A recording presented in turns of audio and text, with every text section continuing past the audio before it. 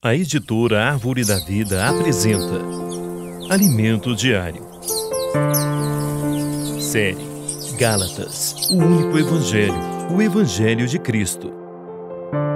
Título do volume 4: Aquilo que o homem semear, isso também ceifará.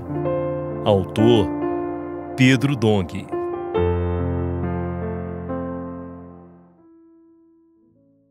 Semana 4. Se prego a circuncisão, logo está desfeito o escândalo da cruz. Domingo, ler com oração. Sereis minhas testemunhas tanto em Jerusalém como em toda a Judéia e Samaria, e até os confins da terra.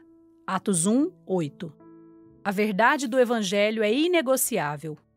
A igreja em Jerusalém, em sua primeira fase, logo no início, quando foi gerada na experiência do Pentecostes, se mostrou fiel aos profetas de Deus.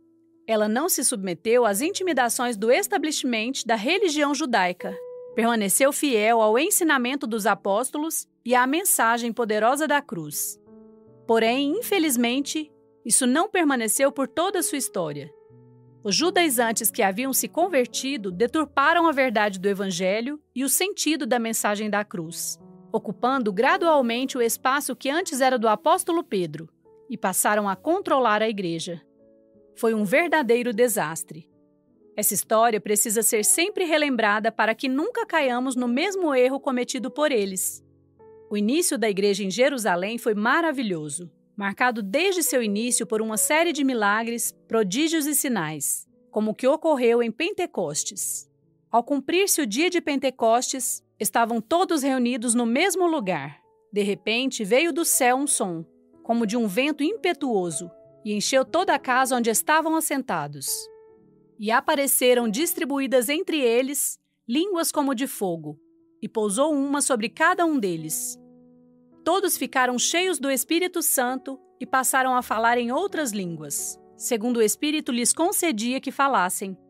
Ora, estavam habitando em Jerusalém judeus, homens piedosos, vindos de todas as nações debaixo do céu. Atos 2, 1 a 5. Essa experiência não tinha nenhuma relação com a dispensação da lei, mas exclusivamente com a promessa do Pai acerca do derramamento do Espírito. Esse derramamento do Espírito seria para tornar os discípulos testemunhas, e assim expandirem o reino do Senhor por toda a terra. Mesmo assim, naquele momento, os discípulos ainda pensavam que o Senhor estivesse comprometido com um governo humano entre os judeus. Então, os que estavam reunidos lhe perguntaram: Senhor, será este o tempo em que restaures o reino a Israel? Respondeu-lhes: Não vos compete conhecer tempos ou épocas que o Pai reservou pela sua exclusiva autoridade. Mas recebereis poder ao descer sobre vós o Espírito Santo, e sereis minhas testemunhas tanto em Jerusalém como em toda a Judéia e Samaria, e até os confins da terra. Atos 1, 6 a 8. O Senhor não conseguiu cumprir sua vontade de estabelecer seu reino entre o povo de Israel porque eles rejeitaram, perseguiram e até mataram os mensageiros que traziam o falar vivo de Deus. Entretanto, esse reino começou na igreja. Ela é a realidade do governo de Deus na terra hoje. Por isso, não nos surpreende o início poderoso da igreja em Jerusalém, marcado por tantos feitos extraordinários. Ela já surgiu como uma igreja que perseverava no ensinamento dos apóstolos e na comunhão, no partir do pão e nas orações. Atos 2, 42. Seu foco não era cumprir a lei ou um conjunto de regras de conduta, mas perseverar no ensinamento dos apóstolos. Basta-nos ouvir com diligência a palavra que é trazida pelos profetas de Deus. Ao agir assim, não precisamos preocupar-nos, porque o Senhor fará o resto. O viver da igreja foi consequência de eles terem comunhão na palavra dos apóstolos.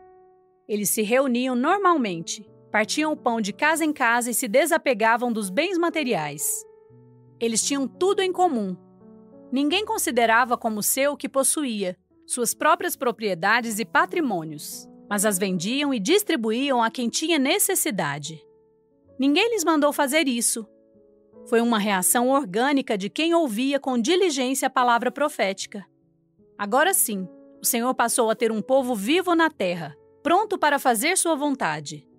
Diariamente perseveravam unânimes no templo, partiam pão de casa em casa e tomavam as suas refeições com alegria e singeleza de coração, louvando a Deus e contando com a simpatia de todo o povo. Enquanto isso, acrescentava-lhes o Senhor dia a dia os que iam sendo salvos. Atos 2, 42 e 47. Essa poderia ser a experiência vivida pelos judeus. Porém, eles rejeitaram o Senhor e preferiram apegar-se às regras de conduta e a rituais, como a circuncisão. Outro motivo que fez a igreja em Jerusalém prosperar foi a firmeza e clareza com que o apóstolo Pedro pregava a verdade do Evangelho. Em momento algum, ele enfatizou a necessidade da prática da lei. Sua pregação estava centrada na morte e ressurreição de Cristo. Varões, israelitas, atendei a estas palavras. Jesus, o Nazareno, varão aprovado por Deus diante de vós com milagres, prodígios e sinais, os quais o próprio Deus realizou por intermédio dele entre vós, como vós mesmos sabeis.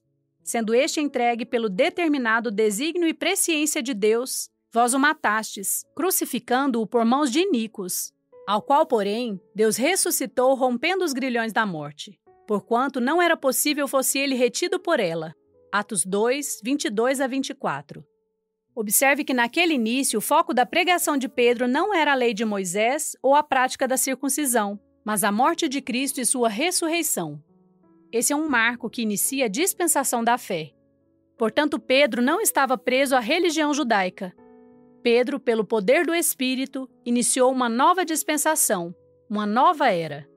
Porém, o que veremos mais detidamente na próxima semana é que, com o passar do tempo, a pressão dos judaizantes que creram foi crescendo na igreja. Neste cenário, chegou-se ao ponto de Pedro não mais ser visto na liderança da igreja em Jerusalém, e o conteúdo do evangelho pregado pelos irmãos daquela igreja foi deturpado. Trouxeram de volta a imposição de regras de conduta e rituais da religião judaica. Sejamos firmes, não podemos ceder à pressão de lideranças religiosas que nos querem fazer retroceder. Estamos na dispensação do Espírito. O foco de nossa pregação é a cruz de Cristo. Não confiamos na carne, apenas no poder e sabedoria do Espírito. Esses nossos valores são inegociáveis. Jesus é nosso Senhor. Agora anote conforme o que você recebeu na leitura de hoje: a luz na palavra, a direção e a admoestação. Ore e faça um grito de guerra com base nesses itens para que a palavra profética seja sedimentada em seu coração. Esperamos você amanhã para mais uma leitura do Alimentos Diário. Baixe e desfrute do nosso aplicativo EAV Play, disponível na Play Store e App Store.